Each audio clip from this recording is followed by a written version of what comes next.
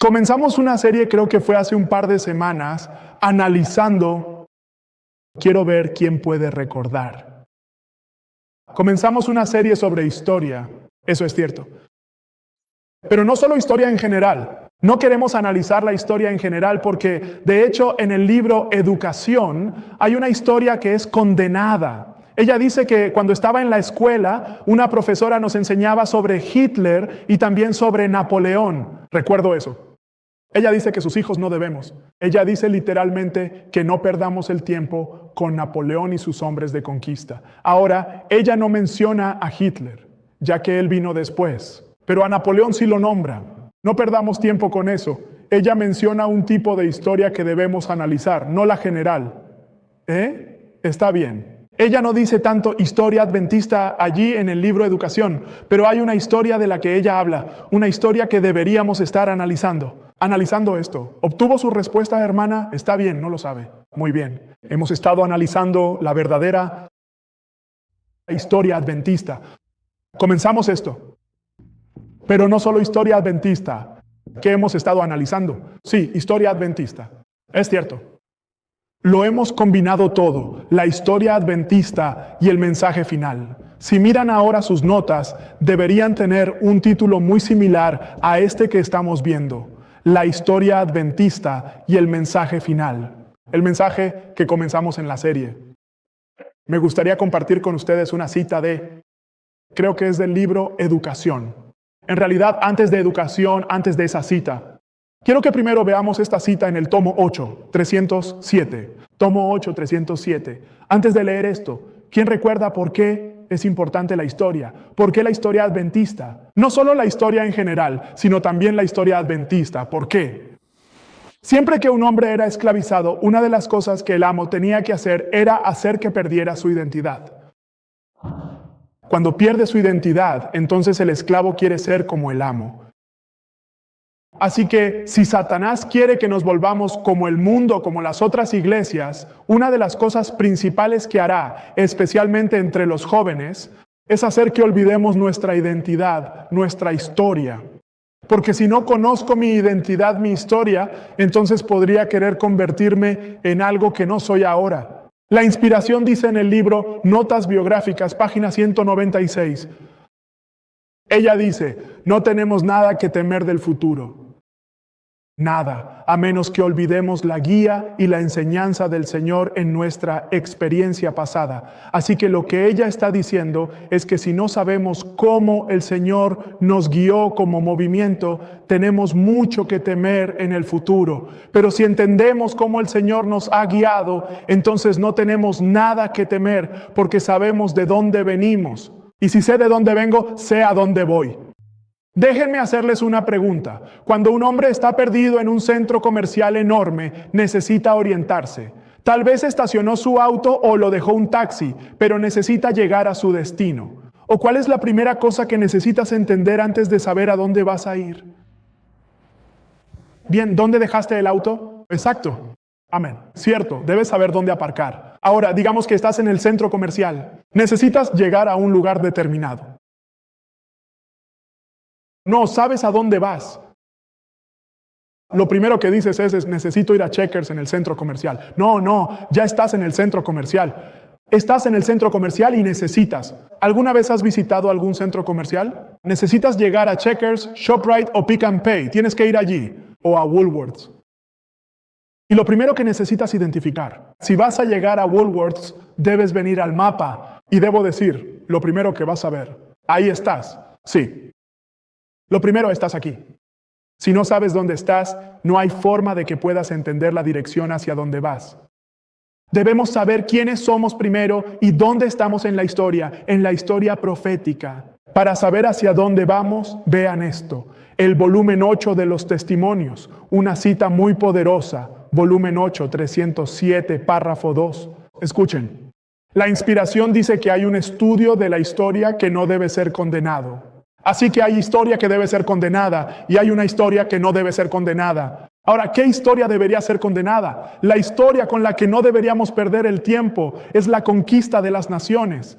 No pierdan el tiempo con eso. Hay algo más valioso que eso. ¿Saben? Cuando leen el libro Conducción del Niño, ¿saben qué hizo a Napoleón lo que fue? Cuando lees el libro Conducción del Niño, Napoleón causó muchas deudas. El hombre quería unir a Europa. Quiso unificar Europa bajo un mando, pero la profecía lo impide. Napoleón casi lo logra. ¿Pero saben qué hizo a Napoleón tan sediento de sangre por la guerra? De niño, sus maestros le enseñaron. ¿Qué dice la profeta? Palabras exactas. Olvidé las palabras exactas. Pero jugaban con él, batallas simuladas. Y de niño, mientras jugaba, se creó en su corazón un hambre de guerra. Así que cuando creció con un deseo de conquista. Y toda la obra de su vida, una obra de vida equivocada, fue puesta ante él por sus maestros. Así que es importante, especialmente si tienes hijos. Existe una historia. Al aprender, los niños escuchan sobre grandes hombres, no Napoleón ni conquistadores insensatos, sino aquellos sobre los que leeremos. No en esta cita. Ella dice que estudiemos a estos hombres y los enumera, pero no estamos analizando a cada uno. Estamos analizando nuestro movimiento específicamente. Veamos qué dice ella, que hay un estudio de la historia que no debe ser condenado. Ahora haré un cuestionario. Leeré esta cita, aunque no se centra tanto en ella. En nuestro estudio anterior, dice Sagrada. Ahora presten atención. ¿Qué tipo de historia no debería ser condenada? La historia sagrada era uno de los estudios en la escuela de los profetas. Entonces, ¿qué se estudiaba en la escuela de los profetas? Historia sagrada. Ahora quiero hacerles una pregunta. ¿Qué es la historia sagrada? Por lo que acabo de decir, ya deberían saber qué es la historia sagrada. La historia común. ¿Qué historia sagrada? Déjenme preguntar. Déjenme planteárselo de una manera un poco diferente. Pensemos, por ejemplo, en lo que fue la Primera Guerra Mundial. Sagrada. Común. Ahora Hitler es común. Deberían entender algo sobre eso porque es profecía bíblica en cierto sentido. Pero cuando menciono un nombre como el de Martín Lutero y la Reforma, ¿estamos hablando de historia común o sagrada? ¿Realmente están entendiendo la diferencia? La historia sagrada tiene que ver con hombres, a quienes Dios llamó para una obra especial. Al mirar a esos hombres y mujeres que Él levantó, ¿saben qué nace en nuestro corazón? Señor, quiero servirte como ellos. Ahora, si le muestras a un niño desde pequeño a Hitler o Napoleón, ¿qué estás creando en ese niño? Estás creando un Hitler. Ese niño crece con la mentalidad de quiero conquistar. Ahora escuchen. La historia sagrada era uno de los estudios en la escuela de los profetas. Ahora, no voy a leer todo. Quiero llegar al punto central del asunto. La inspiración dice, así que hoy debemos considerar los tratos de Dios con las naciones de la tierra. No voy a entrar en eso. Esa no es parte de mi estudio. Ahora, lo vemos en otros estudios. Dice que debemos ver en la historia el cumplimiento de la profecía. ¿Qué debemos ver en la historia? El cumplimiento de la profecía. Cuando se cumple la profecía, ¿cómo llamas a eso? Cuando se cumple la profecía, ¿cómo llamas a eso? Eso se convierte ahora en historia. La historia continúa. Ahora, esta es la parte en la que me estoy enfocando. Estas dos oraciones, palabras azules. Ella dice que estudiemos. Estudiar no significa que solo le eches un vistazo. Estudiar significa que te enfocas en ello. La inspiración dice que estudiemos las obras de la providencia. P mayúscula. ¿De qué está hablando ella? Estudiar la obra de la providencia. Hablando de Dios, la guía y dirección de Dios en el pasado. Ella dice que debemos estudiar las obras de la providencia en el Gran Vigilante, en los grandes movimientos reformatorios. Pausa. Ayúdenme cuando ella dice movimientos reformatorios. ¿De qué está hablando ella? La Reforma. Muchas gracias. La Reforma. Esta es una serie, no algo de una sola vez. Esta es una serie que comenzamos. Entonces ella dice que debemos estudiar ¿qué? ¿Qué tipo de historia? Historia sagrada. Historia sagrada. Ahora, cuando ella mencionó la historia sagrada, ¿qué nombra? ¿Qué nombra aquí? Estudiar las obras de la providencia en los grandes movimientos reformatorios. Pregunta, ¿la reforma es profética o es del pasado? La reforma es del pasado. Es historia, es historia, es historia. Ahora, ¿qué libro nos ha dado Dios que describe la historia del pasado? El conflicto de los siglos. Gracias. Continúe. Ella dice, así que debemos estudiar las obras de la providencia en el gran movimiento reformatorio y observarlo. Observarlo. Y entender. ¿Qué debo entender?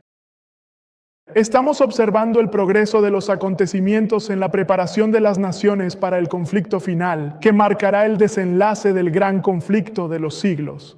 Así que al mirar la historia sagrada y la reforma, ¿qué más debo estar observando? Debo estar observando los acontecimientos que están a punto de sumergirnos en ¿qué? El conflicto final del conflicto de los siglos.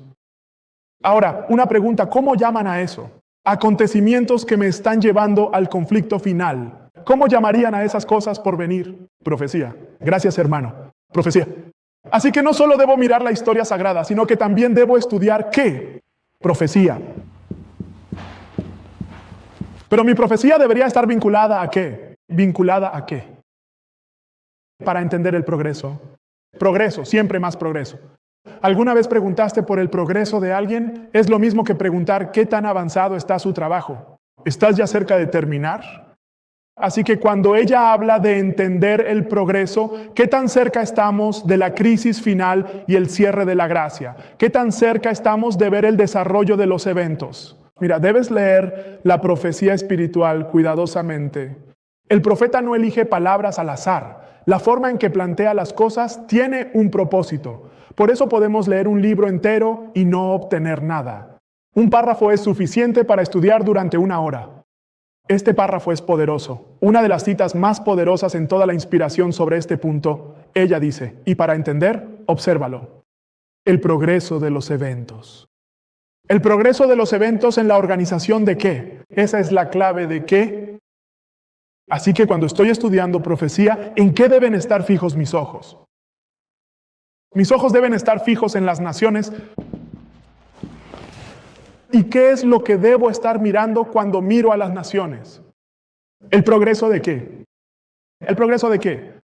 De los eventos en el movimiento de las naciones para el conflicto final. Así que cuando miro a las naciones, debo estudiar y ver qué está sucediendo entre las naciones. ¿Qué tan cerca estamos del conflicto final basándome en lo que estoy viendo en las naciones? Así que estudien la historia sagrada, pero también miren a las naciones y vean qué están haciendo las naciones. Y es profético lo que la nación está haciendo. Nos está llevando al cierre del tiempo de gracia humano. Así que esto es lo que debemos ver, el progreso o las naciones. Yo diría que el conflicto final, cuando la profetisa habla de conflicto final en sus escritos, ¿a qué se refiere exactamente? ¿Qué es el conflicto final? ¿Cuál es nuestro conflicto final? ¿Qué es eso? Nacional. Es la marca de la bestia. Cuando ella menciona el conflicto final, se refiere a la marca de la bestia y al tiempo de angustia. Por eso debo estar atento a lo que sucede en las naciones. Y les digo que hay mucho que observar. Mucho que observar. Y estoy emocionado por la escuela. Aún no hemos comenzado la escuela. Esto todavía no es la escuela. Esto sigue siendo nuestro estudio en casa, por así decirlo. Ahora, pongo una imagen. Ahora, una pregunta. ¿Qué estamos estudiando hoy? Historia sagrada. ¿A qué nos dirige la profetisa? Reforma, pero también debo observar la profecía. La movilización de las naciones para el conflicto final. Así que nuestro estudio se va a dividir. Historia sagrada y profecía. Pero estoy rastreando. No solo observo la historia sagrada, sino también la reforma. Sí, la reforma que está directamente vinculada al adventismo. Esa es la reforma. Eso es lo que estoy observando, la reforma que está vinculada al adventismo. Queremos concluir con el mensaje final. Por la gracia de Dios, esperamos lograrlo pronto. Obviamente, esto no es exhaustivo. Es una serie. No terminas todo de una sola vez. Ahora puse una imagen. Echen un vistazo a la imagen. ¿Quién es este? Les estoy hablando a nosotros. ¿Quién es este? Así que si no conocemos al hombre, eso significa que necesitamos algunas clases de historia. Necesitamos algunas clases de historia. ¿Quién es el hombre? No se los voy a decir. ¿Quién es el hombre? No se los voy a decir. ¿Quién es el hombre? Voy a leer Educación y yo. Ahora si les digo lo que estoy a punto de decir, podrían adivinar quién es el hombre. Podrían adivinar quién es el hombre, pero no se los voy a decir porque está basado en mi último estudio de historia adventista. Quiero que veamos. Leamos esto. Educación 2, 5, 4, párrafo 3. Escuchen, podrían adivinar quién es. Dice que tales ejemplos no se encuentran solo en la Biblia. ¿Y qué? La profetisa está diciendo que los hombres que deberíamos estudiar, dice ella, no se encuentran solo en la Biblia. También hay grandes hombres fuera de la Biblia. Estos ejemplos abundan en cada registro del progreso humano. Pensemos en los valdenses o en los hugonotes. Ese es precisamente el caso que debemos considerar. ¿Cómo llaman durante el conflicto de los siglos? Hay un capítulo llamado. Esos son los valdenses. Ella está hablando del primero. Los valdenses, los hugonotes. Wycliffe, Hus, Jerónimo, Lutero, Tyndale, Knox, Zinzendorf y Wesley. ¿Qué multitudes de otros han dado testimonio del poder de la palabra de Dios contra el poder y la política humana en apoyo del mal? Estos son la verdadera nobleza del mundo. ¿Quiénes son la verdadera nobleza del mundo? Ella nos acaba de dar una lista de ellos. Estas son las palabras, hermano. La verdadera nobleza del mundo. Continúa. Dice, estos son la verdadera nobleza del mundo. Este es su linaje real. En este linaje los jóvenes de hoy están llamados a ocupar su lugar. Así que Dios nos ha llamado a encajar en este linaje real con Wycliffe, Hus, Jerónimo, Lutero, Tyndale, Knox, Zinzendorf y Wesley. Incluso la forma en que lo planteó, como en orden. Los nombres estaban en orden. En perfecto orden, cada uno seguía al siguiente. Ahora, ¿a quién estoy mirando? ¿Quién es el hombre de la primera imagen que les mostré? No es Lutero. Ese no es Lutero. Ahora quiero decir esto antes de que sigan adivinando. ¿A quién estudiamos? ¿A quién estudiamos en nuestra clase de historia anterior? ¿Quién era el hombre que vimos? ¿Quién era? John Wesley. John Wesley. Ahora, una pregunta. ¿Qué denominación fundó Wesley? Metodista. ¿Qué denominación? Ellen White. Antes de que ella entendiera qué, ella entendía el metodismo. Ahora, John Wesley, y antes de su muerte, al menos 500,000 de conversos, 500,000. Pero mi pregunta es esta. ¿Dónde entendió John Wesley su mensaje? Por cierto, ¿qué estaba predicando John Wesley? ¿Qué está predicando John Wesley? Justificación por la fe. Ya hemos visto esto. El mensaje de John Wesley era la justificación por la fe. Ya lo hemos tratado. ¿Pero de dónde lo sacó Wesley? Porque Wesley era ministro, pero era un ministro no convertido. ¿Qué llevó a su conversión y a que él proclamara este mensaje de justificación por la fe que llevó a 500,000 de almas a ser ganadas para Jesús? Los moravos. Muchas gracias. Estamos rastreando nuestro linaje real, ya que él obtuvo esta información recientemente de los moravos, quienes están vinculados a la iglesia metodista. Justificación por la fe, nuestro mensaje de 1888, diferente al de John Wesley. Dios añadió más. Yo diría, la iglesia adventista del séptimo día. Estamos hablando de nuestro linaje real, el metodista John Wesley y sus enseñanzas. Venimos de ahí, pero Wesley obtuvo su mensaje de los moravos, pero los moravos lo obtuvieron de alguien más. Lo estamos rastreando hacia atrás. Vimos a John Wesley anteriormente y ahora vimos a los moravos. Ahora queremos ver, ¿de dónde obtuvieron los moravos el entendimiento de la justificación por la fe que condujo a la conversión de Wesley? Entonces Wesley sale y convierte a 500,000 de almas. Los alemanes. Los moravos, querida hermana. Los moravos eran los alemanes. John Wesley era de origen inglés, proveniente del Reino Unido, mientras que los moravos eran alemanes. Ahora, quiero que prestes atención a lo siguiente. Quiero leer esto.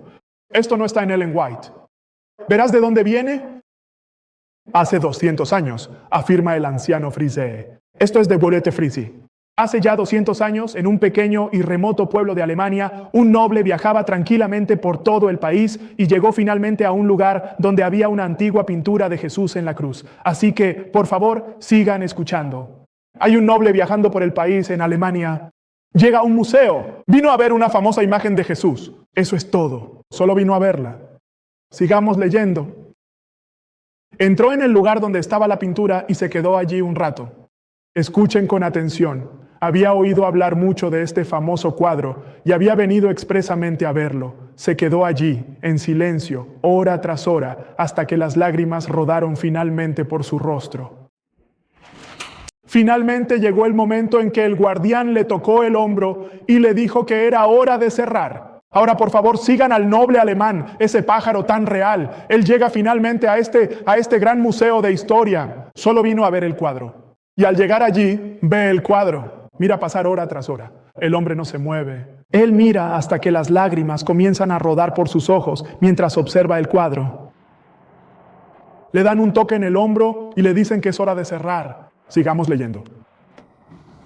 Había 2 pequeñas líneas escritas justo debajo de esa gran pintura, que mostraba la escena de Jesús dando su vida en la cruz. El mensaje había llegado a su corazón. Esto es lo que estaba escrito debajo de la pintura, justo debajo de la pintura de Jesús dando su vida en la cruz. Estaba escrito: todo esto hice por ti, ¿qué has hecho tú por mí? A partir de esa experiencia, el conde Zinzendorf continuó para liderar lo que se ha llamado el movimiento moravo. ¿Quién comenzó el movimiento moravo? Zinzendorf, enviando misioneros a todas partes del mundo. Fue de aquellos que habían obtenido la inspiración de ese hombre de donde Wesley obtuvo su inspiración, justificación por la fe.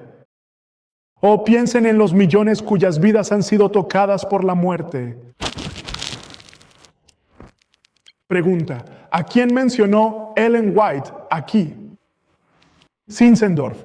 Leí este libro. ¿Cuántas veces leí este libro? ¿Cuántas veces? Y lo he leído muchas veces. Zinzendorf pasaba por encima de mi cabeza muchas veces que leía educación. Fue solo cuando miré a los moravos. Entonces, cuando lo leí, dije: Zinzendorf.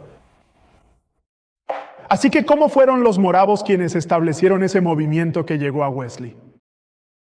Pueden siquiera ver de dónde sacó ella a Zinzendorf. Justo antes de Wesley. Así que podemos poner aquí a los moravos. Zinzendorf. ¿Alguien ha analizado la vida de este hombre? He analizado su vida. Zinzendorf comenzó un movimiento poderoso, y nació a través de la oración. Voy a leer esto y luego voy a detenerme ahora y hacer una pausa. El conde Zinzendorf escribió esto. Era un hombre con mentalidad misionera. Su amor por Jesús lo llevó a hacer todo y gastar todo por el Evangelio. Zinzendorf escribió esta misión, después de todo, es simplemente esto: cada corazón que camina con Cristo es un misionero. Y cada corazón que vive sin Cristo es en realidad un campo misionero. Simple, eso es trabajo misionero. Eso es todo. Tienes a Cristo en tu corazón, entonces vas y te conviertes en misionero.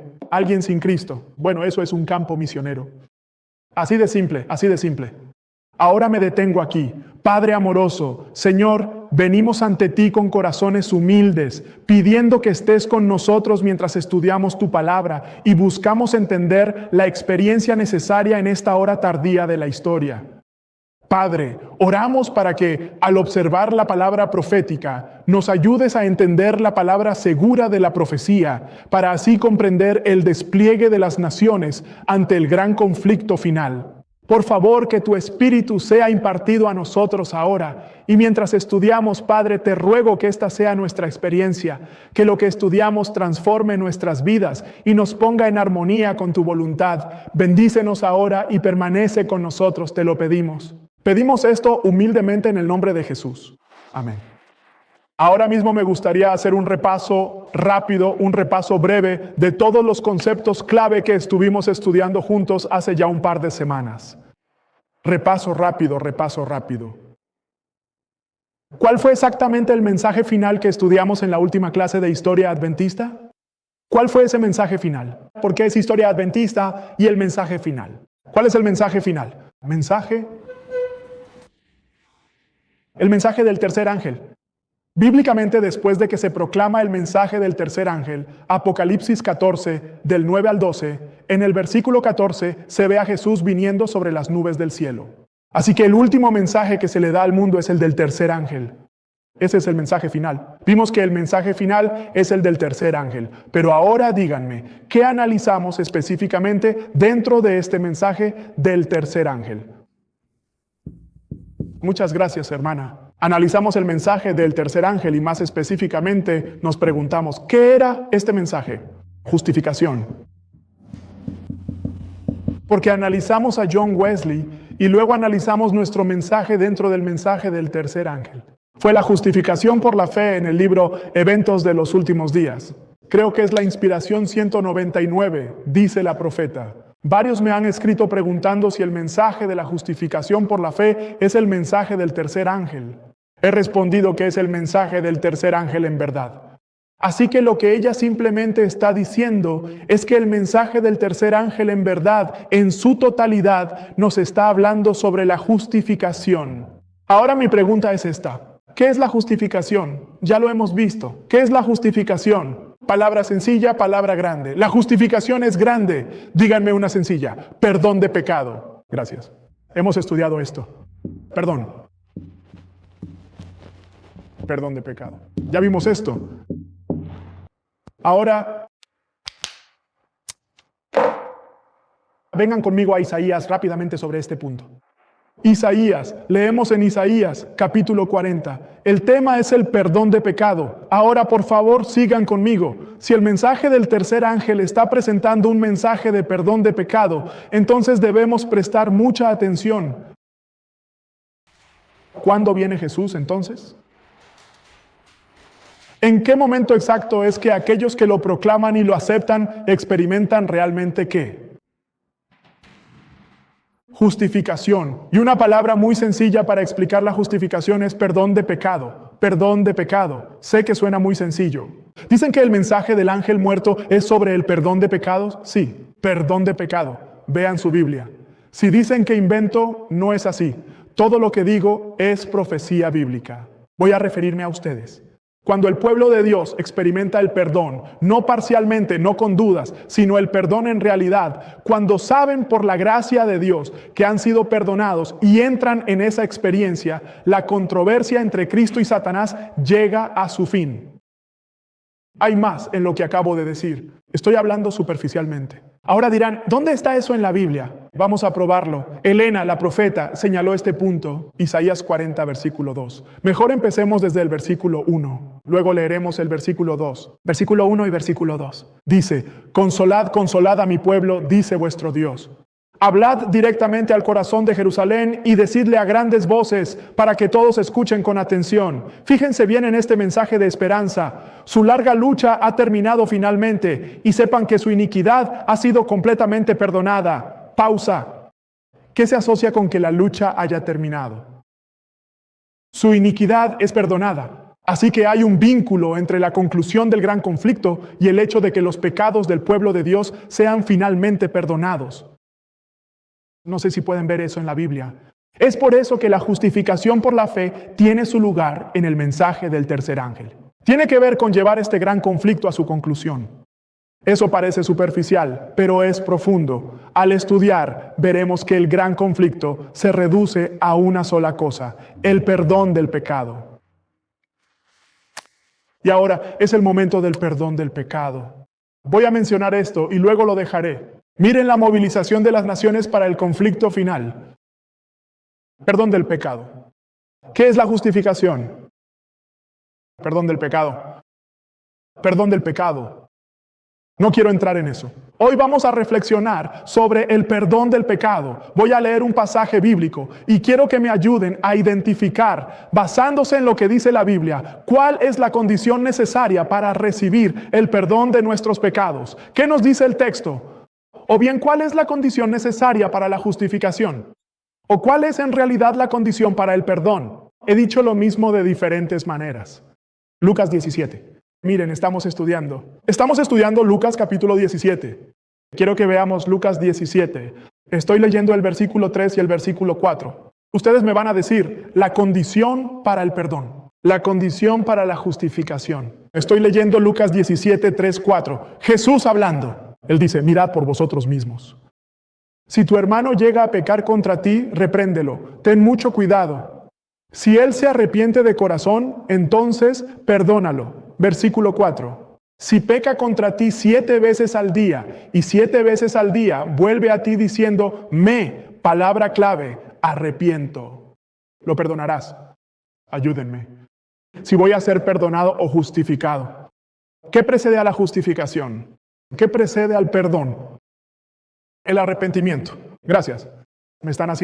Suenan como buenos estudiantes. Entonces, ¿qué es lo que precede a la justificación por la fe? El arrepentimiento. Mi pregunta entonces, ¿es el arrepentimiento parte del mensaje del tercer ángel? Sí. Encuentra su lugar allí. Encuentra su lugar allí. Como vimos en nuestro último estudio, no la semana pasada, sino en el anterior, la justificación por la fe es el mensaje del tercer ángel de 1888. Y luego analizamos a John Wesley. También predicó la justificación por la fe. Ya que hablamos de la justificación por la fe, vimos que lo que la precede es ¿qué? Arrepentimiento, arrepentimiento, arrepentimiento. Ahora voy a dejar esta silla, la voy a colocar justo aquí y luego más tarde la retomaremos. Lo que quiero que hagamos ahora, rápidamente, queremos ver el movimiento de las naciones para el conflicto final en el gran conflicto.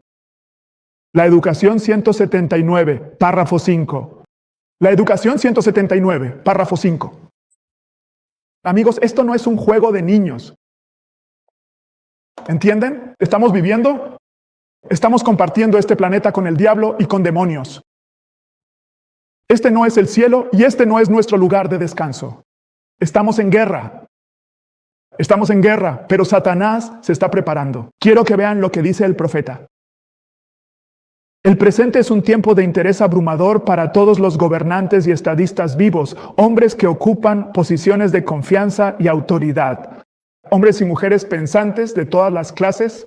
Quiero que vean las palabras en azul. Todas las clases de hombres, hombres inteligentes, hombres pensantes, tienen su atención fija en los eventos que ocurren a nuestro alrededor.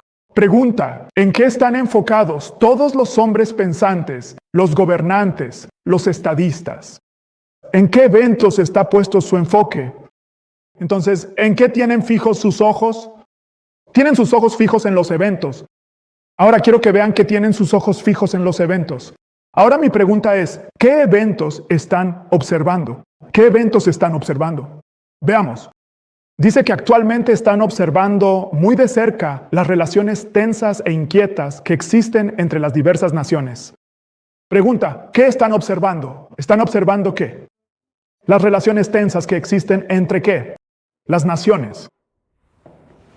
Eso es lo que están observando. El conflicto entre las naciones. Eso es lo que están viendo. Ella continúa. Observan la intensidad que se ha apoderado de cada elemento. Reconocen que algo grande y decisivo está a punto de suceder. Sienten que el mundo entero se encuentra al borde de una crisis realmente tremenda. Pregunta, ¿cómo saben que el mundo está al borde de una crisis tremenda? Acontecimientos. ¿Pero qué acontecimientos están observando? ¿Qué están observando específicamente? Las naciones. Así que están observando a las naciones y se dan cuenta de que el mundo está al borde de una crisis tremenda. Así que, si puedo observar a las naciones basándome en la profecía, debería ser capaz de ver que lo que estoy viendo ahora que sucede en el mundo es evidencia de que una crisis está a punto de estallar. Observarlo y verlo. Ahora, antes de seguir adelante, ¿qué piensan? Porque el punto crucial del asunto son las naciones. Están observando a las naciones. ¿Qué hay de las naciones? Guerra. Gracias, hermano. Lo anotaré para usted. Guerra, guerra. ¿Qué más? Deme algo más. Piensen. Gracias a nuestro hermano. Eso era lo siguiente en la lista. Economía. Bien. Cambio climático. Sí. Es cierto. También puedo anotar esto, aunque no voy a tocarlo ahora. ¿Qué es eso? Inanición. Sí, es una hambruna. Es totalmente cierto. Hambruna, inanición. Así que hambruna, economía.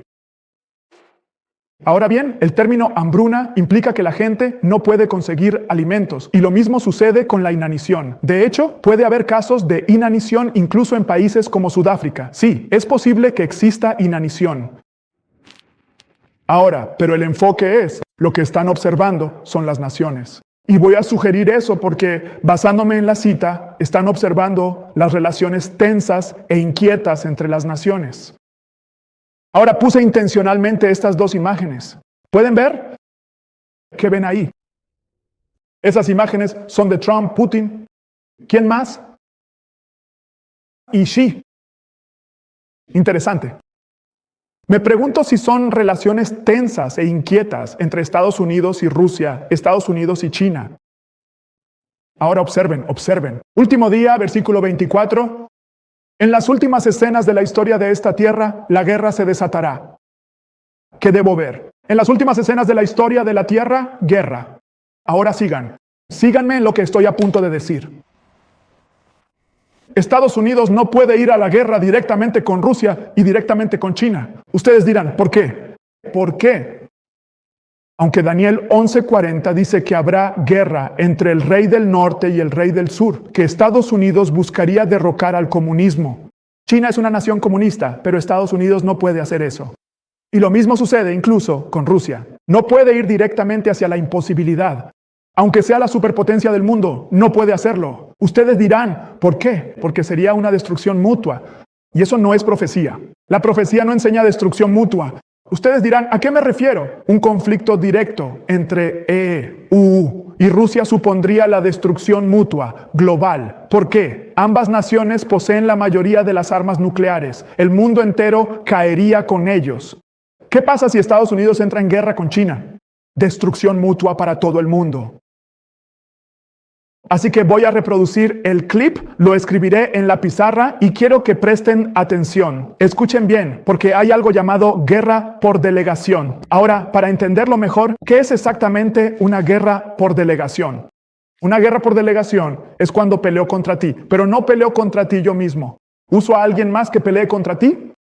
No sé si entienden lo que estoy diciendo, así que sigue siendo mi pelea. Te estoy financiando. Te estoy proporcionando las armas. Te estoy proporcionando todo lo que necesitas para pelear. Solo eso. Yo no estoy apretando el gatillo. Tú estás apretando el gatillo. Guerra por delegación. Escuchen. La naturaleza de la guerra está cambiando y quiero mostrarles cómo. El conflicto en Siria en la última década. Los países están usando cada vez más una nueva forma de pelear entre sí y está rehaciendo el mundo entero en el proceso. Hay un gráfico muy importante que muestra esto que quiero mostrarles. Este gráfico muestra todos los conflictos interestatales a lo largo del tiempo, al menos desde la Segunda Guerra Mundial. Interestatal simplemente significa guerras libradas entre dos países. Notarán que es una línea bastante plana. Algunos años solo hay uno o dos conflictos y algunos años no hay conflictos en absoluto entre países. Pero si prestan atención al mundo, eso no parece correcto. Ciertamente no da la sensación de que el mundo esté mayormente en paz. Y eso es porque este gráfico no representa todos los tipos de guerra que existen. Para eso tienes que añadir otro tipo de guerra como esta. Estas son guerras civiles o guerras intraestatales. Puedes ver que hay muchas más de esas, pero no tantas como en los años 90. Pero ahora quiero mostrarles cómo se ve este gráfico. Si añadimos otro tipo de guerra, el tipo de guerra del que estamos hablando hoy se ve así. Lo que estamos viendo aquí son guerras intraestatales, es decir, guerras civiles, guerras dentro de un país, pero que están internacionalizadas, lo que significa que tienen respaldo externo. El nombre más común para esto es guerras por delegación. Solían ser bastante raras, pero miren lo que ha pasado. Empezando hace 15 años, hubo más de 25 guerras por delegación ocurriendo al mismo tiempo en 2020. Ahora, de estas se suele hablar como guerras civiles. La guerra civil de Ruanda, la guerra civil siria, la guerra civil en Sudán. Pero estas no son solo guerras civiles. Y eso es lo que realmente no se puede ver con solo mirar un gráfico. Hay que profundizar más, que es lo que quiero hacer hoy. Quiero mostrarles cómo funcionan y por qué son tan peligrosas. Es la nueva forma en que las potencias mundiales luchan entre sí. No directamente, sino usando otros conflictos como campo de batalla. Las guerras subsidiarias son más mortíferas, difíciles de frenar y reconfiguran la geopolítica actual. Así que quiero explicarles qué son las guerras subsidiarias, cómo funcionan, por qué son tan mortíferas y por qué están en aumento.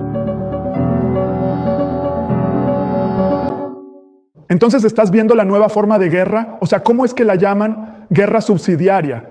Si Estados Unidos quiere derribar a Rusia, no puede hacerlo directamente, sino a través de un intermediario. Esta es la nueva forma de librar guerras, las guerras subsidiarias. Ahora escuchen, Rusia tiene razón. Este artículo dice, ahora escuchen, dice que Estados Unidos está librando una guerra subsidiaria en Ucrania. Ahora, ¿por qué este artículo afirma que EEUU libra una guerra subsidiaria contra Rusia? ¿Quién está financiando la guerra? ¿De dónde está sacando Ucrania todo su armamento militar? no dispara ni una bala, pero provee todo lo necesario para la guerra contra Rusia. ¿Es eso una guerra subsidiaria? Tucker Carlson insiste en que Ya está en guerra con Rusia. Tucker Carlson. De nuevo, la OTAN se ha instalado en el ejército de Ucrania, así que está proporcionando inteligencia, suministrando armas y todo lo necesario, sin tener que apretar el gatillo ni disparar una bala. ¿Por qué? Si la OTAN entra en guerra, ¿adivina qué? Destrucción mutua. Por eso no puede luchar contra Rusia, aunque fue diseñada originalmente para eso. Mira la historia. La OTAN fue diseñada para el derrocamiento del comunismo. Por eso la OTAN se unió para derrocar al comunismo, la Unión Soviética.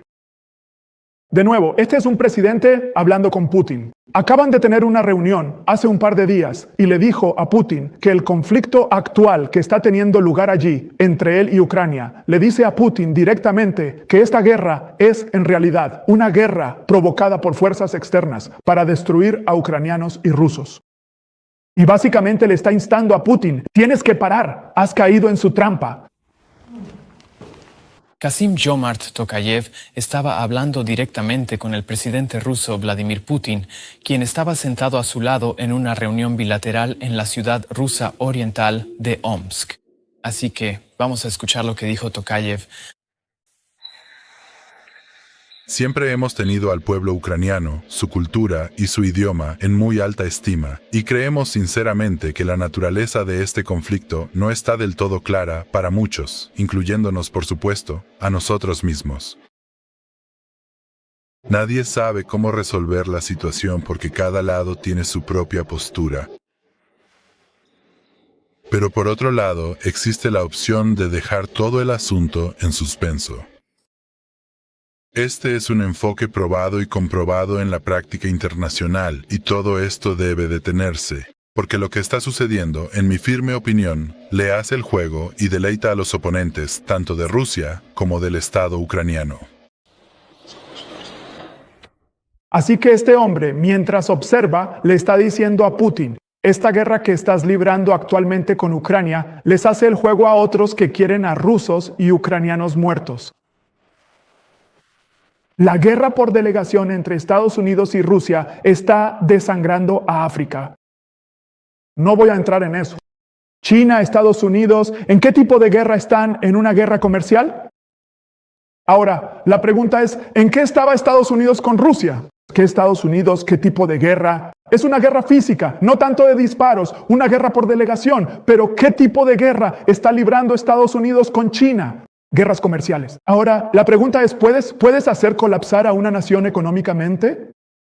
Por cierto, ¿sabes cómo colapsó la Unión Soviética, de la cual Ucrania era parte, junto con todos esos países vecinos de Rusia? ¿Sabes cómo colapsó la Unión Soviética con todo su ejército, con todas sus armas nucleares? ¿Sabes cómo logró Estados Unidos que la Unión Soviética colapsara económicamente y que la Unión Soviética se disolviera? Ucrania se convirtió en su propia nación, separada de la Unión Soviética, separada de Rusia. Así que, si quieres paralizar a una nación, una de las formas de hacerlo es económicamente. Así es como colapsó la Unión Soviética. Y esto es lo que Estados Unidos está tratando de hacer con China. Hablando bíblicamente, Estados Unidos va a tener éxito. China eventualmente colapsará. Va a hacer colapsar las relaciones comerciales entre Estados Unidos y China. ¿Qué hay detrás de la competencia? El presidente de Estados Unidos, Donald Trump, y el presidente chino, Xi Jinping, parecen haber mantenido una frágil tregua en la guerra comercial entre Estados Unidos y China, que define el panorama global tras su cumbre de mayo en Pekín. Así que lo que dicen en este artículo es que Estados Unidos y China desaceleraron la guerra comercial después de la reunión entre Trump y Xi que tuvo lugar hace un par de meses en Pekín. Pero no obstante, la guerra comercial aún continúa. Estados Unidos está en una guerra subsidiaria con Rusia a través de Ucrania y actualmente está librando una guerra comercial con China. Ahora, permítanme hacerles una pregunta. ¿Se puede imponer una ley dominical si una nación como China siendo la segunda después de Estados Unidos, militarmente hablando, económicamente hablando, segunda después de Estados Unidos, ¿puede el mundo aceptar una ley dominical? Cuando existe una nación fuerte como China, que es una nación comunista, ¿puede el mundo aceptar una ley dominical? Imposible. Porque una nación comunista no cree en la existencia de una deidad. No hay Dios. Entonces, ¿cómo le dices a esa nación que imponga el domingo y adore a Dios? Eso no va a suceder. Para que sea una ley dominical universal, China debe colapsar primero. El comunismo debe colapsar. Entonces el mundo estará en su lugar. Ahora, si Estados Unidos habla como un dragón, el mundo aceptará el domingo. Por tanto, mientras China siga en pie, no habrá ley dominical universal. Ahora escuchen lo que dije. Nunca dije que no habrá una ley dominical nacional. No sé si conocen la diferencia. Una ley dominical nacional es una ley dominical. En Estados Unidos, universal significa que ya no es solo allí, sino que se vuelve global según la inspiración. En el volumen 6, la profeta dice que la ley dominical se impondrá después de Estados Unidos y que la nación más parecida a Estados Unidos es Australia. Australia, volumen 626, Australia. Así que después de Estados Unidos, la siguiente nación, Australia, y luego, ¡boom!, el mundo entero. Ahora quiero que todos ustedes vean que Irán canceló los ataques a Ucrania justo después de que Kiev se disculpara. Irán estaba... ¿Cuándo fue esto exactamente este año? ¿Cuál es la fecha precisa? 3 de agosto de 2026. Irán estaba a punto de entrar en la guerra entre Rusia y Ucrania. Tenían sus cohetes preparados. Estaban a punto de lanzarlos. Ucrania casi sabía lo que se avecinaba y contestaron la llamada. Contestaron, un funcionario en Irán contestó la llamada. El ministro ucraniano dice, lamentamos lo que hemos hecho. Estaban a punto de hacer llover cohetes y misiles sobre Ucrania y cancelaron el ataque. Pregunta, ¿qué están observando los hombres pensantes? ¿Qué están observando los hombres pensantes? Las relaciones tensas e inquietas entre las naciones. ¿Estamos viendo esto? ¿Y qué dice ella? Al ver eso, reconocen que el mundo está al borde de una crisis tremenda. No podemos mirar esto y decir que no va a pasar nada. Ella dice, los hombres pensantes miran esto y dicen que se acerca una tormenta. Obsérvenlo, su presidente. Este es su presidente. Y lo dije intencionalmente. Su presidente. Ahora su presidente. ¿Qué hay detrás del antagonismo de EU contra Sudáfrica? ¿Qué hay detrás de esto? No tanto. Dicen que hay muchos asesinatos en el país, pero eso es solo una cortina de humo. La verdadera razón es que Sudáfrica mantiene lazos muy estrechos, realizando incluso ejercicios militares conjuntos con Rusia y China, y también con Irán, países con los que tiene relaciones muy cercanas. Estados Unidos ve a estos tres como enemigos y considera a Sudáfrica su nuevo socio militar. Y entonces Estados Unidos ve a Sudáfrica como un enemigo. Ahora, ¿por qué Sudáfrica? ¿Conocen nuestra historia como nación? La historia del país. ¿Sabes realmente por qué Sudáfrica está tan profundamente ligada al comunismo? No es que sea Sudáfrica no es comunista, pero ¿por qué está ligada a Rusia y China? ¿Y las armas? Ellos proporcionaron todo el equipo militar necesario para derrocar el apartheid. Y por esa razón se sienten en deuda tanto con Rusia como con China. Ahora quiero que escuches. Solo escucha. No voy a hablar. Escucha con atención y dime, ¿es cierto que Sudáfrica se encuentra actualmente en guerra? No directamente. Indirectamente. Escucha. Estamos en una situación en la que nos enfrentamos a un ataque extranjero, no tenemos bombas sobre nosotros como los iraníes. Recuerda, nuestra realidad tiene una comunidad de colonos europeos. Eso es lo que es verdaderamente único en Sudáfrica. No es el oro, no es el platino. Hay diferentes maneras en las que, si quieres desarticular la oposición ideológica al imperialismo occidental, tratarás con Sudáfrica de manera diferente a como lo harías con Irán. Pero aquí hay un ataque imperialista activo. Tienes que preguntarte qué constituye la economía de Sudáfrica. Y la respuesta básica es que tenemos que mirar la producción y el consumo. ¿Cuánto de lo que producimos hace que estas fábricas sean rentables? Porque se está vendiendo en Malawi y siendo consumido por malawíes, angoleños, zimbabuenses, botsuanos, zambianos y mozambiqueños. Verán las cifras clave del sector de la agricultura. Alrededor del 35% de nuestros productos van a la SADC. Es por eso que el apartheid luchó e invirtió miles de millones de rands para destruir la lucha de liberación en la SADC, porque es una economía única. Si te movilizan para deportar a un malauí de regreso a Malawi porque no tiene documentos, seguramente eso tiene consecuencias en este 30% de tus ganancias que te permite pagar subsidios sociales, proporcionar atención médica, que te permite proporcionar educación porque grabas las ganancias que se obtienen en Malawi, que se obtienen en Zimbabue. Así que, ¿cómo resuelves cualquier problema, cuando te están animando en este momento a resolverlo, de tal manera que un malauí, un zimbabuense o un mozambiqueño te aíslen. Eso solo le da ventaja al desmoronamiento de tu resistencia. Es por eso que el apartheid fue a luchar en Kutakuá Naval. Sé Si estás escuchando el razonamiento de que lo que Sudáfrica está haciendo en realidad va a paralizar la economía y que hay poderes detrás impulsando el ataque xenófobo en lugar de lanzar bombas. Paralizar la economía y dejar que ocurra desde dentro. No sé si están entendiendo lo que dijo el hombre. Fui a un funeral. Esto es importante. Este es un estándar diseñado para que los progresistas se consuelen mutuamente. ¿Quién? Perdón. Sí, la verdad es que eso resulta bastante poco africano. Pero la pregunta real es, ¿acaso es poco africano ir preguntando por ahí cómo fue que llegaste al funeral de Chris Hani?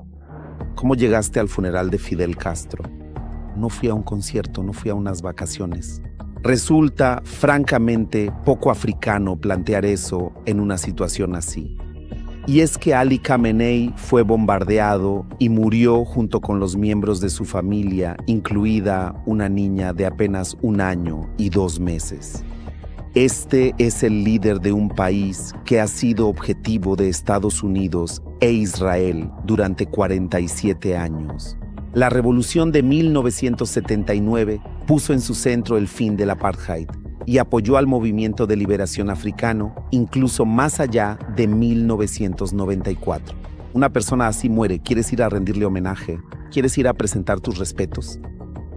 Así que no sé si entiendes lo que está diciendo, que lo que les ayudó en la lucha contra el apartheid fue Irán. Jugaron un papel importante. Así que él está diciendo que cuando alguien como un líder de Irán muere, ellos, obviamente no es con el EFF o el ANC, pero aún así existe esa misma mentalidad de que le debemos nuestra libertad a estas naciones. Ahora quiero que digas economía sudafricana. La economía sudafricana podría ser 3 veces más grande, 3 veces más grande.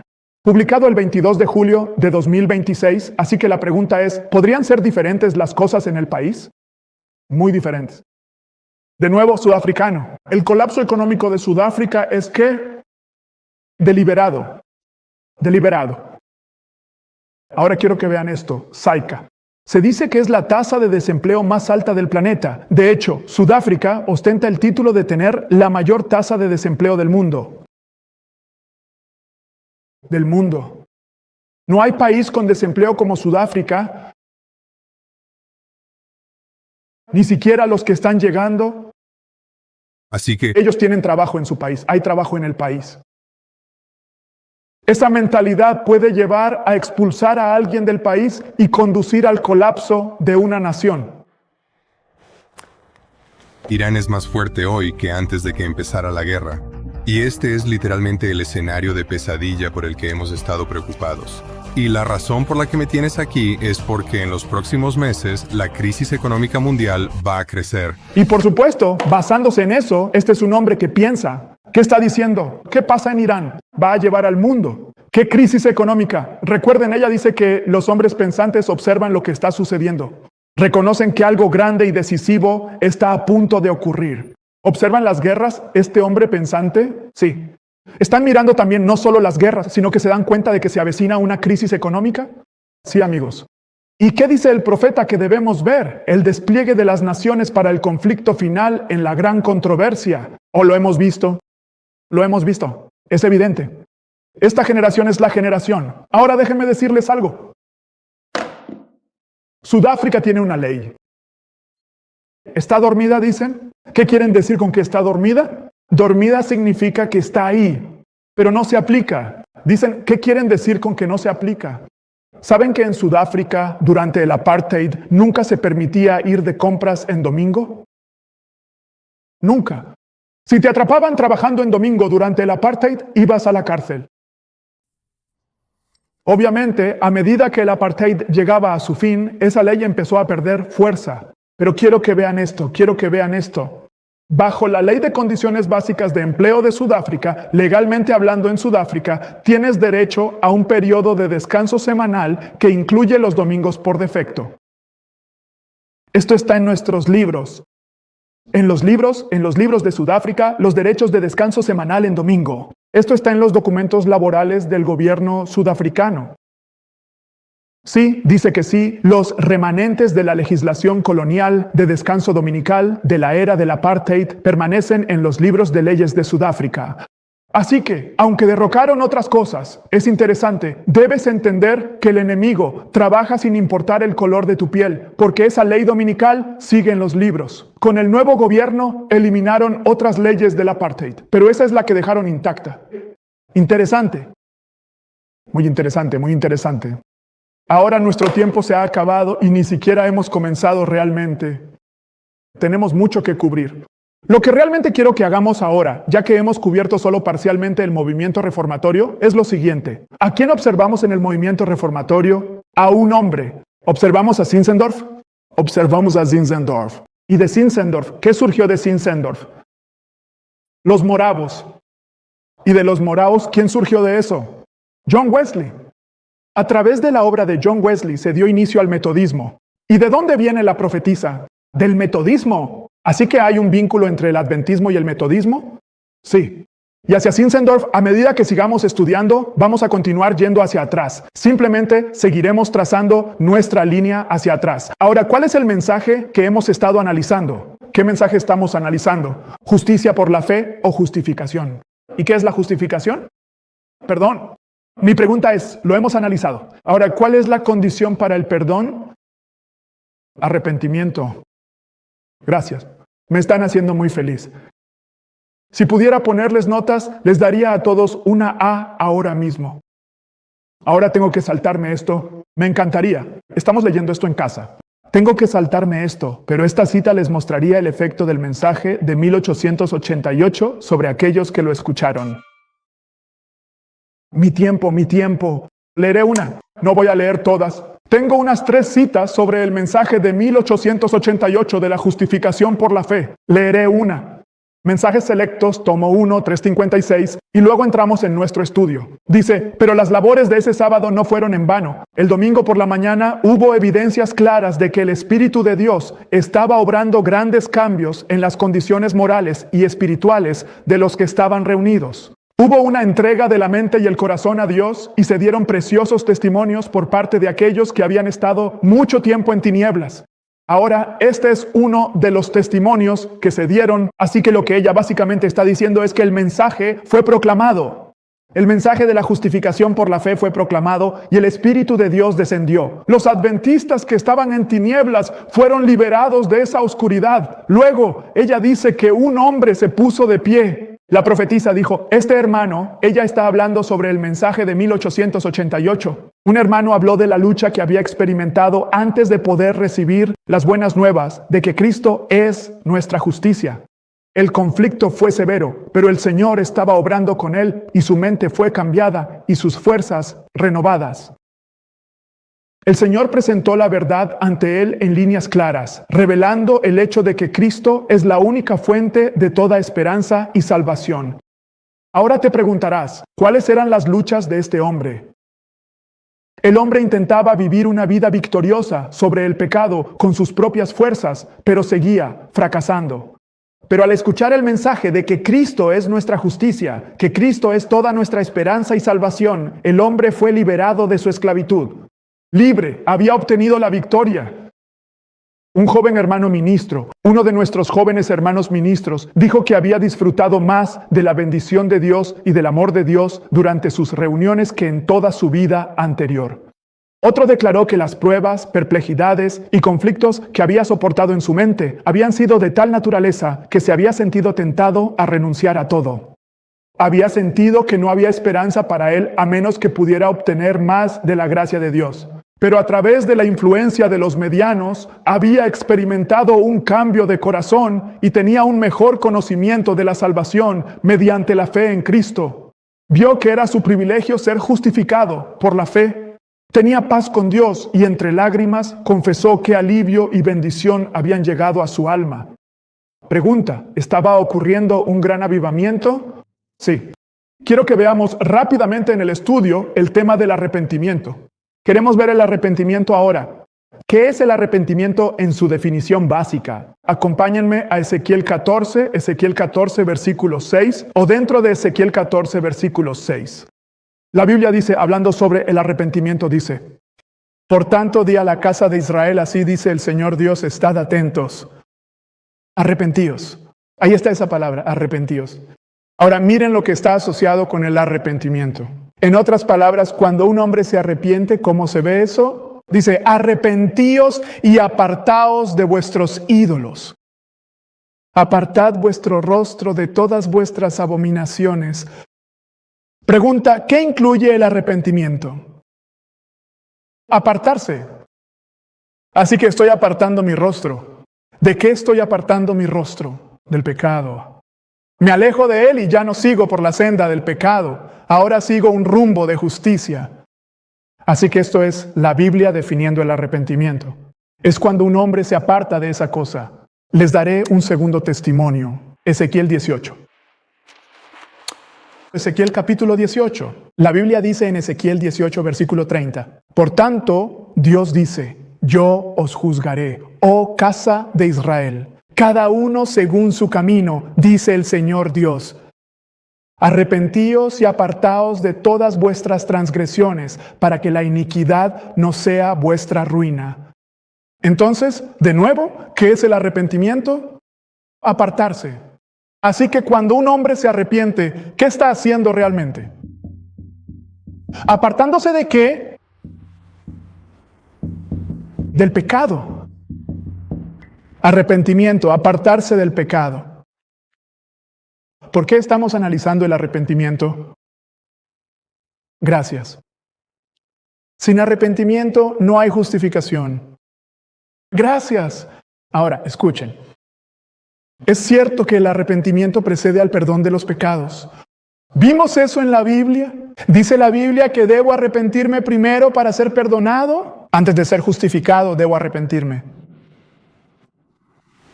Hoy en día existe una gran necesidad de un avivamiento de la verdadera religión del corazón, tal como lo experimentó el antiguo Israel. Escuchen bien, el arrepentimiento es el primer paso que deben dar todos los que quieran volver a Dios. Entonces, si quiero regresar a Él, ¿cuál es ese primer paso?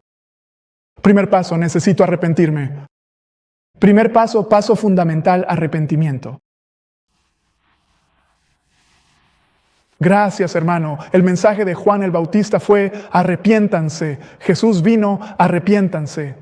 Él envió a los discípulos, díganles que se arrepientan. Pablo, arrepiéntete.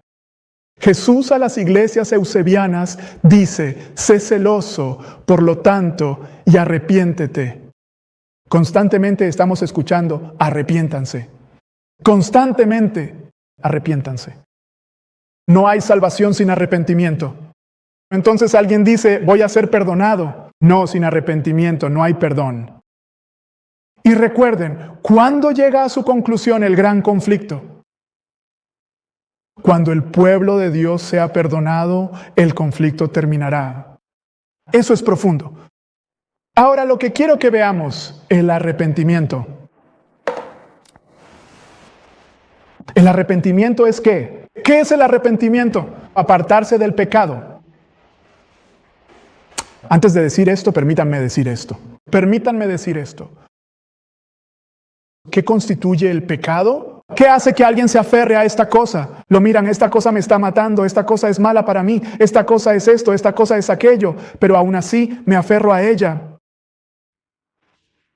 Vengan conmigo a Hebreos, tienes razón, pero es específico, tienes razón, no te contradigo. Vengan conmigo a Hebreos 11. La Biblia dice en Hebreos 11, capítulo, versículo 25, eligiendo, hablando de Moisés, eligiendo, más bien sufrir aflicción con el pueblo de Dios, observen, que disfrutar de los placeres del pecado. Pausa. Placer. Placer. Lo que hace que el pecado sea tan atractivo y tan adictivo es su placer. Eso es un placer. ¿Por qué un hombre tocaría algo que sabe que no es bueno para su salud? Papilas gustativas, placer. ¿Por qué un hombre hace cosas que sabe que no debería? ¿por qué? Placer. Así que ella realmente dice que cuando alguien toma estas manzanas del pecado, por así decirlo, se convierten en cenizas en sus labios. Hay casi un placer temporal, pero luego cenizas. Las cenizas no son algo bueno, muerte. Así que es el placer del pecado. Díganme, si un hombre encuentra tanto placer en algo, ¿alguna vez se alejará de ello? Si hallas tanto, ¿por qué alejarte? Si sientes placer, ¿acaso un hombre se aparta de lo que disfruta? No, hermano. Él necesita construir algo nuevo ahora mismo. Gracias. Hacia allá es a donde iba. Así que si el hombre realmente quiere detener todo esto, tiene que encontrar algo que sea mucho más placentero que esto. Y conozco a un hombre.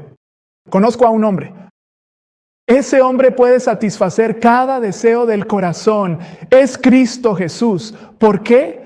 Sé lo que es consumir drogas, beber, hacer tonterías, pero les digo, cuando conoces a ese hombre a los 18 años, aunque seas fiestero y hagas tonterías, cuando conocí a Jesús, ¿adivinen qué? Encontré tanto placer en él que las drogas, el alcohol y los cigarrillos perdieron sentido. Hallé algo mucho más placentero. Así que para que podamos alejarnos del pecado debo encontrar algo más, pero les diré otra cosa. ¿Qué tiene que ver esto con encontrar algo placentero? Quiero decir algo más. ¿Qué hará que un hombre se aleje de algo? Si esa cosa en la que encontraba tanto placer ahora le causa dolor. No sé si lo entienden. Solía encontrar placer cada vez que tomaba esa cosa, pero luego la toma y ¡pum! Dolor. La toca, ¡pum! Dolor. Otra vez dolor, que terminará dándose cuenta el hombre. Necesito alejarme de esta cosa. Ahora hay algo que Dios ha diseñado así. En lugar de encontrar placer en el pecado, cada vez que lo toco, ahora me alejo con dolor en mi corazón. Dolor. Zacarías 12. La Biblia dice en Zacarías capítulo 12, versículo 10, Dios hablando, dice, derramaré sobre la casa de David y sobre los habitantes de Jerusalén espíritu de gracia y de súplica. Ahora quiero que se enfoquen realmente en esto que les voy a mostrar. Esta es la parte específica que quiero que vean. Dice así, y mirarán a mí, a quien traspasaron. Pausa. ¿A quién van a mirar? ¿Jesús a quién? Vamos a mirar a Jesús como a quien ellos traspasaron. Y luego el pasaje continúa diciendo, y llorarán por él, tal como se llora por un hijo único, y estarán sumidos en amargura por él, de la misma forma que quien está en amargura por su propio primogénito. Pregunta, ¿de qué está hablando esto? Mirarán a mí, a quien traspasaron el Calvario. El Calvario. Así que ahora, cuando miro al Calvario y veo la preciosidad de Jesús y lo veo colgado en esa cruz, suspendido entre el cielo y la tierra, mientras veo la sangre fluyendo de su cabeza, goteando de sus manos y pies, mientras lo veo en agonía, respirando pesadamente, con respiraciones profundas, mientras su vida es exprimida de Él. Mientras miro esa imagen de Jesús en la cruz y veo lo que mi pecado le ha hecho, y contemplo que la próxima vez que Satanás traiga el pecado y un hombre lo toque, después de mirar eso, ¿sabes lo que le va a pasar ahora? Después de que todo era boom, puro placer, oh qué bien, ahora el hombre finalmente lo toca. Dolor en su corazón. He crucificado a mi Señor de nuevo. Él lo toca de nuevo, boom, Con el tiempo, ese hombre aprende. Lo que antes me resultaba placentero, ahora solo me causa dolor. Se aleja y Zacarías pregunta, ¿qué producirá el dolor? Es ver lo que el pecado le hizo a Jesús. A menos que dudes, ¿cuál es ese clamor? Ellos dijeron, dice, me miraréis cuando traspasen. Si miras el capítulo 13, el capítulo siguiente, versículo 1, en conexión con el versículo 10, el traspaso de Cristo, el versículo 10 dice, en aquel día habrá una fuente abierta para la casa de David y para los habitantes de Jerusalén para el pecado y la impureza. ¿Qué abrió la cruz? Una fuente. ¿Para qué? Para la impureza y el pecado. ¿Alguna vez has escuchado la canción? Hay una fuente llena de sangre, extraída de las venas de Emanuel. Los pecadores se sumergen bajo ese torrente, pierden toda su culpa y manchas. Una fuente está abierta, amados.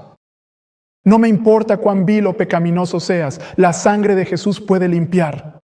No hay pecado en este mundo que esa sangre, ya sabes, a veces hay manchas en tu ropa que puedes intentar esto, puedes intentar aquello, puedes intentar de todo. Esa mancha no es fácil de quitar. Ahí sigue. Pero la sangre de Jesús puede limpiar cualquier alma manchada por el pecado. Cualquier alma manchada por el pecado puede venir. ¿Y sabes qué? La limpieza es gratis. Jesús dice, ven y compra sin dinero y sin precio. Jesús limpiará tu corazón. Todo lo que Él quiere es que le entregues el corazón y Él limpiará ese corazón. Ahora, el arrepentimiento. Ahora, escucha, hablando de Elí y este asunto del arrepentimiento, observa esto. Elí no manifestó frutos de verdadero arrepentimiento. Confesó su culpa, pero falló en renunciar al pecado. Ahora la pregunta ¿es esto arrepentimiento? Digo, Señor, realmente lamento lo que he hecho. Lo siento mucho. Me equivoqué. Es un pecado, pero no renuncio a ese pecado. ¿Es eso arrepentimiento? Ella dice, eso no es verdadero arrepentimiento. En El Camino a Cristo, página 23, ella dice, el arrepentimiento incluye un dolor por el pecado. Así que el verdadero arrepentimiento está entrelazado con el dolor. Esto es 2 Corintios 7, versículo 9. Está inculcado con dolor. Hablemos del dolor. Cuando alguien llora, ¿es por alegría o por dolor? Si una persona llora, ¿está feliz o realmente sufre? ¿Está feliz? No, está sufriendo. Así que el verdadero arrepentimiento está entrelazado con el dolor. ¿Qué diría yo? No siento dolor por las consecuencias, sino un profundo dolor por haber hecho algo así, que ha causado dolor al corazón de Dios. Ese dolor, al comprender el amor de Cristo en la cruz y lo que el pecado le ha hecho, lleva al hombre a apartarse. Pero si solo dices, Señor, lo siento, sin dolor real en el corazón, eso no es suficiente. Eso no es arrepentimiento. Porque si no hay dolor, no hay sufrimiento hacia ese pecado. ¿Adivina qué? ¿Adivina qué? Vuelves y lo tocas y no hay dolor. Vas a seguir tocándolo. Debe haber dolor. ¿Y qué produce el dolor? La cruz. La cruz. Ahora, hemos estudiado el perdón. ¿Qué precede al perdón? El arrepentimiento. Y el arrepentimiento incluye, es un apartarse del pecado, pero está ligado ¿a qué? Dolor. El arrepentimiento es sentir dolor por el pecado y acto seguido apartarse de él. Sí, no podía abandonarlo. No quiso. Sus afectos estaban ligados al pecado, no a Cristo. Por eso no pudo renunciar a ellos. Hermana, sí, apartarse de ello. Según El Camino a Cristo, página 23. No debemos renunciar al pecado a menos que nos apartemos de él de corazón. Es imposible dejarlo sin un cambio sincero. Aquí es en donde debe ser apartado de corazón ahora mismo. Primero dolor y luego apartarse del pecado. Eso es el arrepentimiento ahora. Déjenme decir esto. El arrepentimiento para que sea aceptado por Dios, hay algo profundamente entrelazado con ello, se llama sumisión. Y al final siempre seguimos volviendo a esta misma palabra. Sumisión. Quiero que vean esto. Profetas y Reyes 587, párrafo 3. Ella dice, hablando de los rebeldes, ella dice, pueden ser obligados a someterse a su poder. Esos son los rebeldes. En su corazón se oponen a su control. Esto se ve siempre en Israel, obligados a someterse al poder de Dios, pero en el fondo siguen en rebelión contra Él. Cada vez que Él obra un milagro lo reconocen, es Dios, pero poco después, rebelión de nuevo. Ven la manifestación de su poder. Confiesan que Él es Dios. Gracias. Ver su poder sin cambiar el corazón los devuelve al pecado. Ella dice que tal sumisión no salva al pecador. ¿Qué clase de sumisión es esta? Se ven obligados a someterse, pero en el corazón se rebelan contra su control. Tal sumisión no puede salvar al pecador, lo que significa que solo me estoy sometiendo debido a Dios, debido a su poder, pero en el corazón todavía me estoy rebelando contra Él. Ella dice que esa sumisión no puede salvar al pecador. El corazón debe ser entregado a Dios, debe ser subyugado por la gracia divina antes de que el arrepentimiento del hombre pueda ser aceptado. Ahora ella introdujo otro elemento. Antes de que mi arrepentimiento sea aceptado, ¿qué debe suceder? El corazón debe entregarse a Dios y ser subyugado por la gracia divina antes de que el arrepentimiento sea aceptado. Esa es la pregunta. Si mi arrepentimiento va a ser aceptado por Dios, ¿qué precede a eso? La palabra debe ser ¿qué? Entregada. ¿Otra palabra para entrega? Otra palabra para entrega, sumisión. Sumisión. Esta palabra es importante. Sumisión. Sí, no, sí. Hermano, muchas gracias. Muchas gracias. Afligir el alma. Si analizas la palabra afligir, verás que su significado original tiene que ver con la sumisión. Así que en el día de la expiación, Dios buscaba un pueblo sumiso. Eso era lo que Él quería. Ahora alguien dice, necesito sentir dolor por el pecado. ¿Y qué necesito hacer? Apartarme del pecado. ¿Cómo hago esto? Mirando a la cruz. Pero quiero que entiendan este punto esencial y luego concluimos. Pasando a Hechos 5. Quiero que vean que el arrepentimiento, la experiencia del arrepentimiento es un regalo. ¿Es un qué? Lo que acabamos de estudiar, todo esto, lo que hemos estudiado es un regalo. Un regalo significa que no trabajas para obtenerlo, se da gratuitamente. Tan pronto como trabajas por algo, deja de ser un regalo, se convierte en un salario. Basado en la Biblia, el arrepentimiento es un regalo. Es decir, Dios me lo da gratuitamente. Gratuitamente. Necesito pedirlo. Y luego necesito ponerme en la posición para recibir el regalo. Dices, ¿a qué te refieres? Ponte en la posición. Si alguien te dice, oye, tengo un regalo para ti. Nos vemos en la parada a las 3. Pregunta, aunque sea un regalo, si no cumples las condiciones, ¿puedes recibirlo? No lo recibirás. Así que el arrepentimiento es un regalo gratuito. Y quiero que lo veas bíblicamente. Solo debo ponerme en posición para recibirlo. Dios lo va a dar. Solo debo estar en posición para recibirlo. Mira Hechos 5. Mira que es gratis. Lo que acabamos de estudiar es gratis. Hechos capítulo 5, versículo 31. A Él, a Jesús, Dios lo ha exaltado con su diestra para ser príncipe y salvador. Ese es Jesús. Mira lo que hace Jesús. Con el fin de conceder el arrepentimiento a Israel y otorgarles el perdón de sus pecados. ¿Quién me da el arrepentimiento, Jesús? ¿Quién me da el perdón, Jesús? Es un regalo gratuito de Cristo. Es gratis. Es gratis. Ahora, escucha, es verdad. El camino a Cristo, página 26. Que el arrepentimiento precede al perdón de los pecados, lo cual es cierto. Solo un corazón quebrantado sentirá la necesidad de un Salvador. Mira esto, ¿debe el pecador arrepentirse antes de venir a Jesús? Esa es la pregunta. Ella pregunta, ¿debe el pecador arrepentirse antes de venir a Jesús? Ella pregunta, ¿debe el arrepentimiento ser un obstáculo entre el pecador y el Salvador? Esa es una pregunta. No. Ella dice que la Biblia no enseña que el pecador deba arrepentirse antes de poder atender la invitación de Cristo. Sé que entienden, esto es precioso, Dios es tan bueno. No hace falta arrepentirse antes de venir. Venimos tal como somos con nuestro pecado y nuestro desastre. Venimos con nuestra carga. Venimos degradados. Venimos. Cuando venimos, de hecho, déjenme decir esto, Jesús no dice, vengan a mí todos los que se arrepienten. Nunca. La condición para venir, vengan a mí. Todos los que están trabajados y cargados. La condición es que estás cargado de pecado. Estás en esclavitud. Él dice que vengan esas personas. Esas personas están buscando. Vengan y yo les daré descanso. No arrepentirse primero, vengan tal como son. Con sus pecados, yo los arreglaré.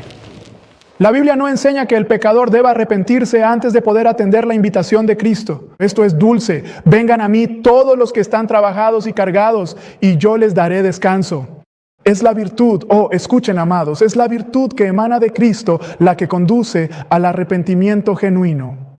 No podemos arrepentirnos más sin el Espíritu de Cristo para despertar la conciencia de lo que podemos ser perdonados sin Cristo.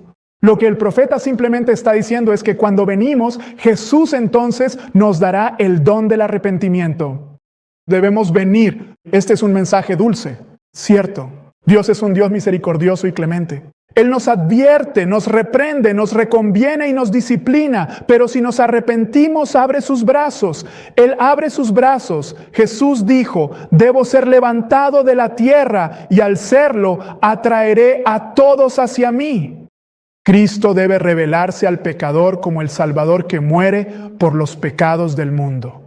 Al contemplar al Cordero de Dios en el Calvario, el misterio de la redención se aclara en nuestra mente y la bondad de Dios nos guía al arrepentimiento. Al morir por los pecadores, Cristo manifiesta un amor incomprensible. Y a medida que el pecador contempla este amor, ablanda el corazón, impresiona la mente e inspira tristeza en el alma. Esa palabra contrición es tristeza. Pregunta: si voy a recibir este don del arrepentimiento, ¿hacia dónde debo mirar?